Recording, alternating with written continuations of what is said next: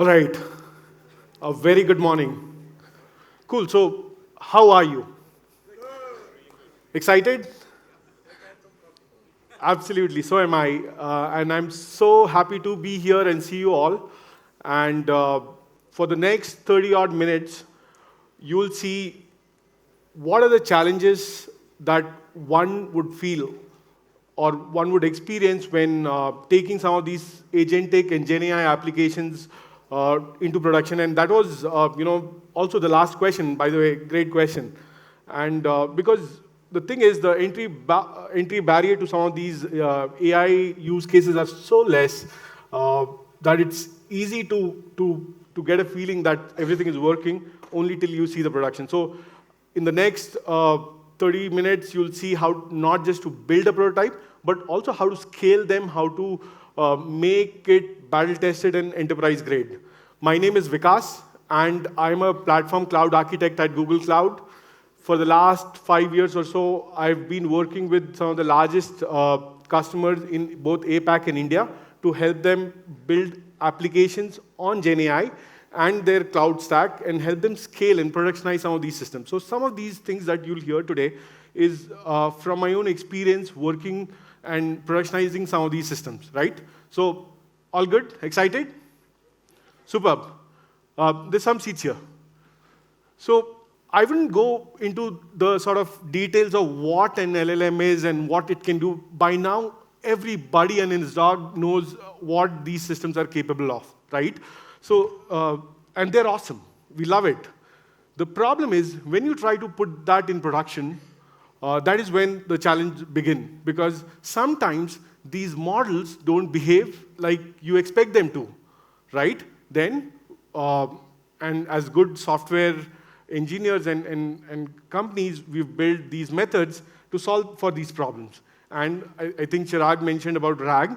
RAG, when you start augmenting these large language models with the extra sort of data, you either put that in the part of the context or sort of put that in a vector database that could take a high dimensional data and turn that into a low dimensional data and chunk it, split it, and make it available for a model to sort of reason out in a more accurate way, right? So it definitely helps, right? So this is, this definitely helps. Then, while that was there, comes along agents. And I'm sure you know a lot about agents, but for those who don't, you could think of agents as a system of software that wraps around your LLMs and who has access to your memory, tools, extensions, databases, and can perform complex tasks, actions, reasoning, and they can also interact with other agents in what would you call as a multi-agent sort of orchestration sort of thing, right? So, but the challenge is, and again, before I come to challenge, I personally feel, in fact, in the CES 2025, Jensen said the IT department for every company is going to be HR department of AI agent. And I love that because 2025 is going to be the year of production where a lot of the ideas, everybody I speak to has great ideas, right? What AI can do and cannot and the potential that it holds, right? But 2025 is going to be year of production where there'll be increasingly pressure to put things in real. And that is where agentic definitely helps, where you could see that as a vertically integrated sort of niche problem-solving component where you could have multiple agents both for your internal and external facing sort of use cases, right? Things like your customer agent, employee agent, CX agent, your code agent, it could be, there are different experiences layer, right? It could be chat, it could be, audio, as you'd see later in the call, in the meeting. And then the thing is, how do you put these agents to work, right? So I spoke about, say, multi-agent workflow. So typically, when you sort of work with these agents, what you have to do is, as you probably know, you have to sort of tie these together, or what you call as an orchestration, to build together a sort of a chain of sequence for different tasks, right? You'd have your steering agent, you have your query planner, intent classifier, and then you go into your domain-specific task agent. So, and these individual agent will have access to a function or extension, or and also memory, right? So the context passing between these agents is retained. So every agent will also have the previous context, right? So typically this is your traditional agent workflow, and we're not here to talk about this. The discussion is why productionizing any sort of Gen AI apps or agentic is hard, and let that data sink in, right? While you see everybody is talking about AI, but it is stark that only about 50% of people are actually running them in production. And if you see, the intent to do so is very high. So there is a significant delta, almost about 30%.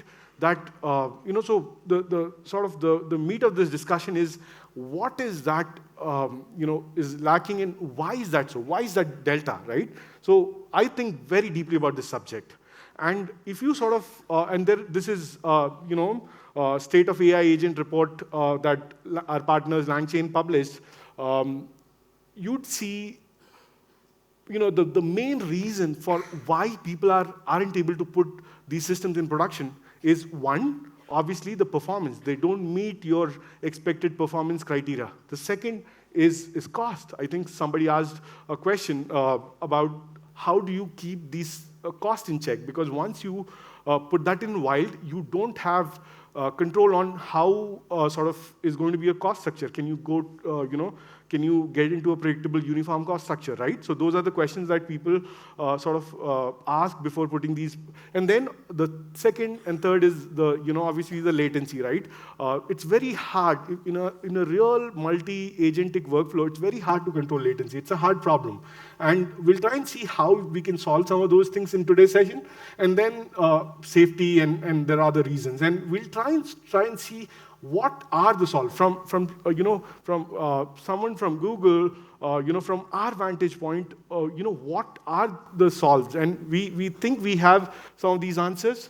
So, and some of the problems, right? And if you sort of peel that, get into the second level of details, what are the sort of problems that one would sort of see if, while, these are things that you would have to worry about as soon as your prototype is working, right? Things like, how do you evaluate these agents? How do you know they're working well?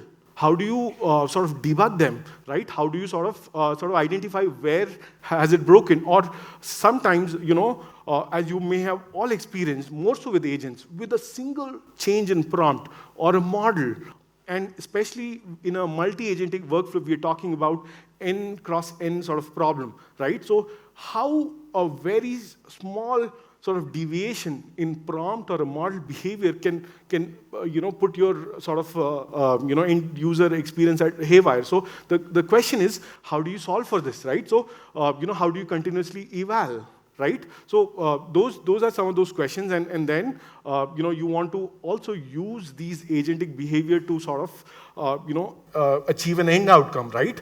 It's not an agentic system could work perfectly, but if it is supposed to do a revenue upliftment or sort of engagement, or it also has to achieve your business metrics, right? So those things, right? So let's peel each of those enough of problems, right? Let's sort of go in details of how do we solve this, right? And see, if there is one singular takeaway that you can take from this session is about, I'm in a lot of these discussions, and model A, model B. By now, I'm sure you have understood this. It's not about the models, right? The way I'd like to see model is like a musical chair, right? You would have a lot of these frontier models converging to a similar capability, right? So you'd have plenty of models, and the recent DeepSeek and Qwen 2.5 Max is a very good example. Last year it was Llama and stuff like that. There are plenty of good open source models that performs equally well to enterprise commercial models, right? So the question is not about models, right? If you have to build your application, your enterprise customer-facing, battle-tested applications, you have to choose a platform, right? So that's number one. So you are not just evaluating a model capability, but rather a platform. And I'll tell you what does it mean, right? Because if you go and pick a great platform, it solves about 70% of problem for you, right? So I'll introduce you to one such platform, which is Vertex AI, and before that,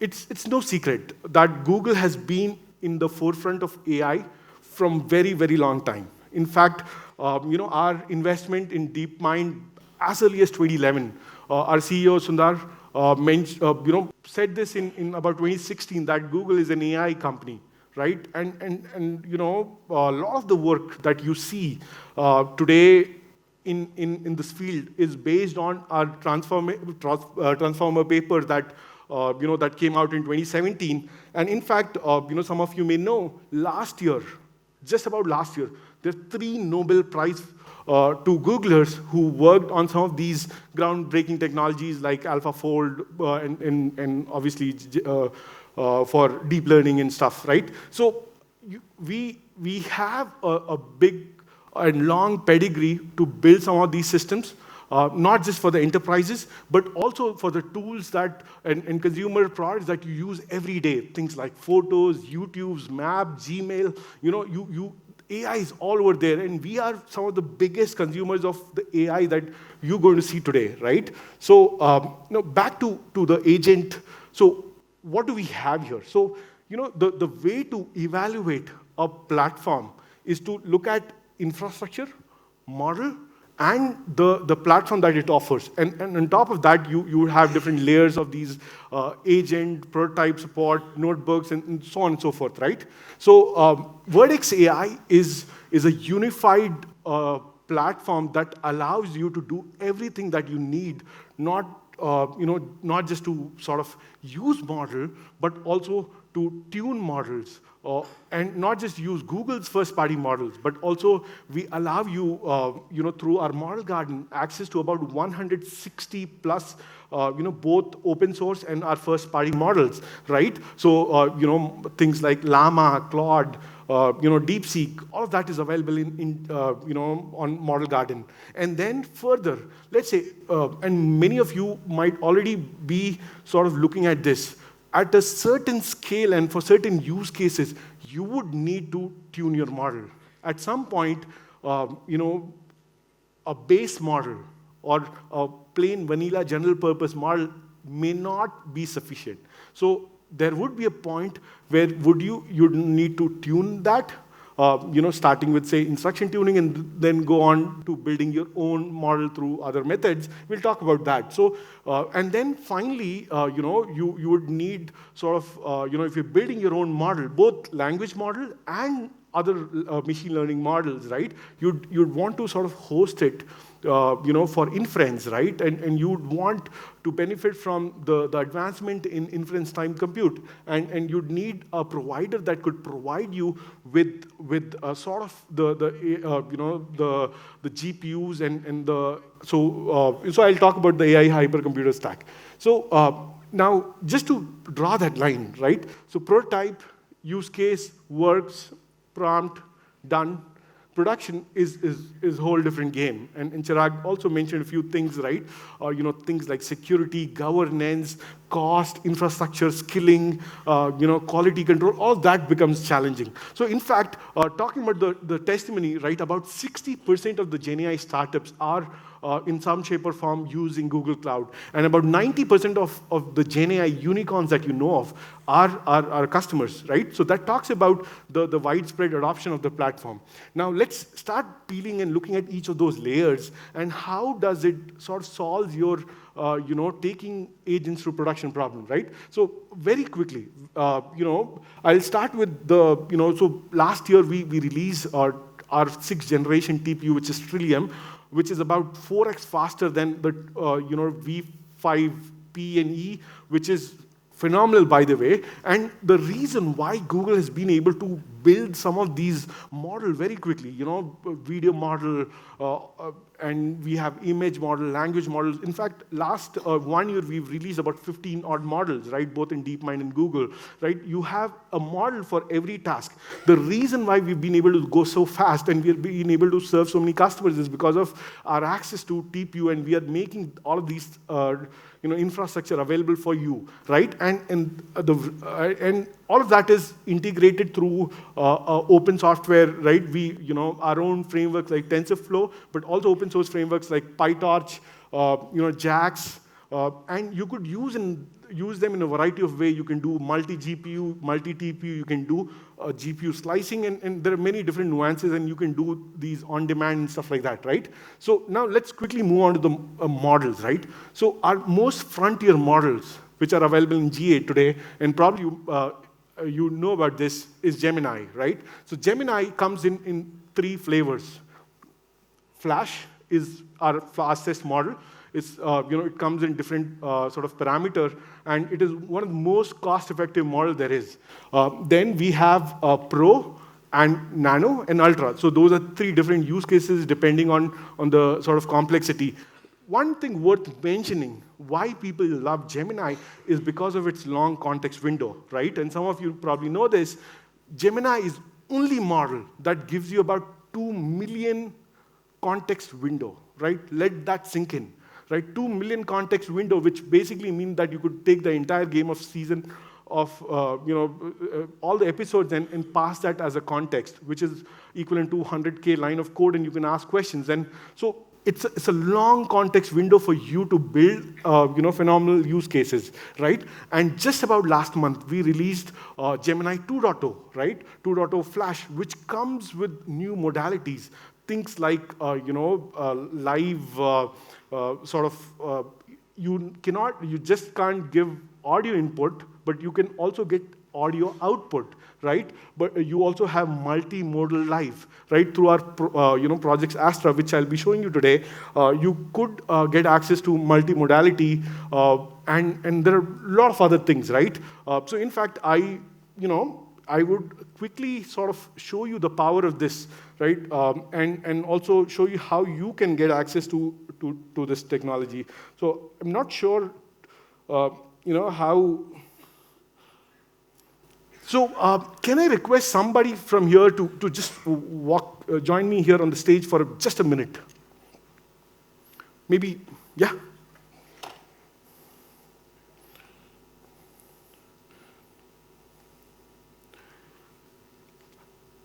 Hi, Gemini. Hi there. What can I do for you? I want you to tell me what you see. Okay, I can do that. I see a large room, possibly an auditorium, filled with people sitting in rows of seats. There is a large screen at the front, and the time 11:37 is visible on a digital display. There appears to be a bright light source shining down into the room. Is there anything specific about this image you want me to focus on? Can you tell me how many people do you see on the red seats here? Okay, I see quite a few people seated in the red seats. It's difficult to give an exact count because of the image quality and some people being partially hidden, but I would estimate at least 50 people in the red seats. Okay. Do you want me to try and get a more precise number? No, that's all right. So meet my friend. So do you want to ask a question? Okay, Yeah. sure, I can help you with that. Just What questions do you have? Yeah. Hey Gemini, can you tell me what do you see? Sure. I see a large auditorium filled with people Maybe- sitting in red seats. Just- There is a bright light shining, a large screen at the front, and a digital timer that Okay. is counting down. What about now? What would you like? Now I see a sponsor banner for an event called MLDS 2025. The banner lists various sponsors, including Genpact and Mathcone as powered by, Google Cloud as AI partner, EY as platinum sponsor, Synectron and WEX as gold sponsors, and Insight, Intel, and Tiger Analytics as silver sponsors. Do you have any other questions? Yes, do you have a watch?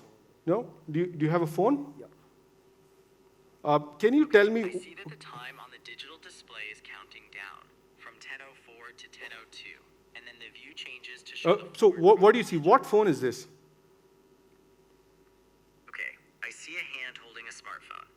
The screen shows a time of 11:10, the date Wednesday the 5th of February, and a large purple sphere as the wallpaper. Okay, cool. Based on the physics. Thanks, Gemini.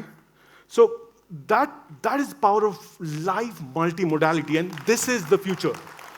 This is the future, and this is one of the best use of agent. Now, you're not just talking to the agents, but these systems are seeing, and you saw how seamless it was.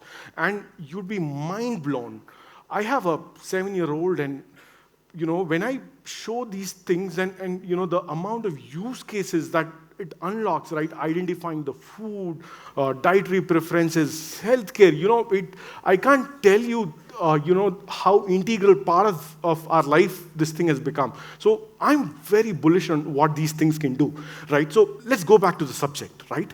What is that singular thing that matters when you're building an AI agent? I'm sure everybody know about hallucination. So when you sort of identify the models, look for which model has the least hallucination. I'm not saying, because like I said, the list keeps changing, but there is a hallucination leaderboard that gives you these rankings in real time. So do look at those when you suffer from a hallucination problem. Now, sometimes a good model is not enough. Then what do? You have to sort of ground it with more real-time information, right? For example, if I wanted to sort of get a sense of what stocks were, performing well today, or who won a match, or when the news is happening, you want access to real-time. So on Vertex, we allow you not just to ground with your own data, but ground with Google search, right? And like you see in the image there, right? You have a real-time sort of access to internet, right? The model can search and surface those sort of results as part of the citations, right? And then you can also ground with the third-party data through our partners, Moody and Thomson Reuters, and many other partners, right? So, and I mentioned this before. So you start with a good prompt design, then sometimes it's not sufficient. Then you start looking at other, low-ranking sort of adaptation, LoRa, PEFT, instruction fine-tuning, and then you do reinforcement learning with human feedback. And finally, sometimes you want to amp it up and you want to do a full training, right? So this is the sort of, and then the easiest way to develop agents on Vertex, and this is the slider, the way I see. Everybody loves LangChain, right? So you could, today, if you've written code in LangChain, you could take the same code, deploy that on Google Cloud, right? Full code. You also have managed runtimes for LangChain, LangGraph, LangSmith, all of those things, LangFlow. In fact, I was sort of in a meeting with a bunch of LangChain sort of engineers, and they unanimously said Cloud Run is one of the best platforms to run your LangChain applications, right? And finally, we also have Agent Builder, which is a fully managed sort of way, low-code, no-code way. So starting with no-code, you could define your agent, you could define your instructions, and you can sort of show it your data source. It could be your database, it could be BQ, it could be a bucket, so on and so forth. And then also it could be in function, right? So all of those things you could do, and you could get going with your agent in an enterprise-grade agent where you don't have to worry about deployment, scaling, security, all of those things. You just have to worry about your instructions and prompt. Then you have the low-code way, where you want to sort of bring your sort of code and using our fully proprietary unified SDK, want to build these agents. And then you have full code way where you want to take all the open source component, build it here, Llama Index, Llama Chain, all of that, and through the Firebase Jenkit, you could deploy these, right? So agent building done, right? Now what's next? Now comes the hard part, the eval. Agent eval is hard, I'm telling you, right?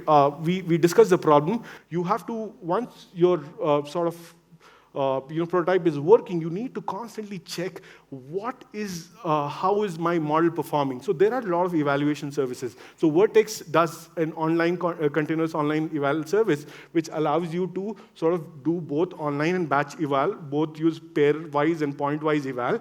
And in fact, Google has built a model. It's called as Autorator. It's a judge model.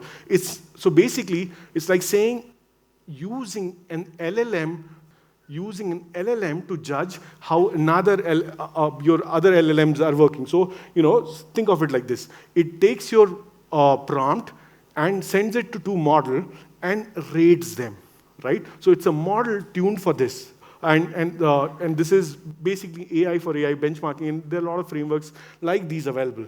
Now, let's quickly go on to model ops, observability, tracing. So once you have these models running, you want to look at the logs, you want to look at the traces. The biggest problem in a multi-agentic workflow is where did it go wrong, right?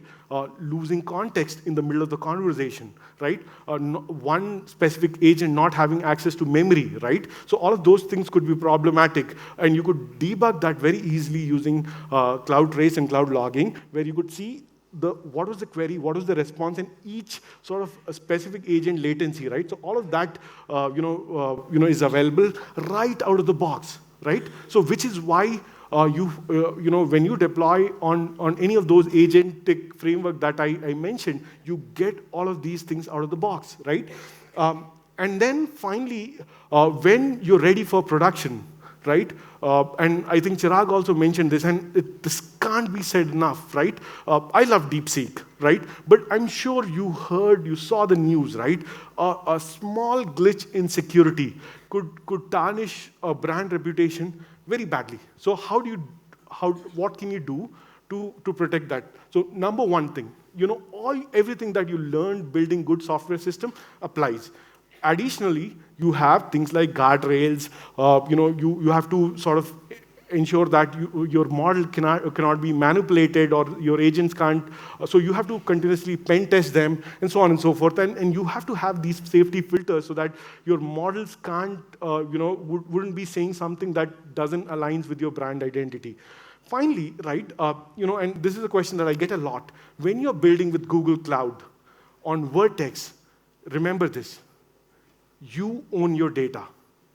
Google does not use that data to train our model, or we don't sort of, so your data remains your data. The second is governance, right? So you have your enterprise-grade sort of privacy filters, all of that available to you, right? And then finally, the safety filter, content moderation, all of those is available to you.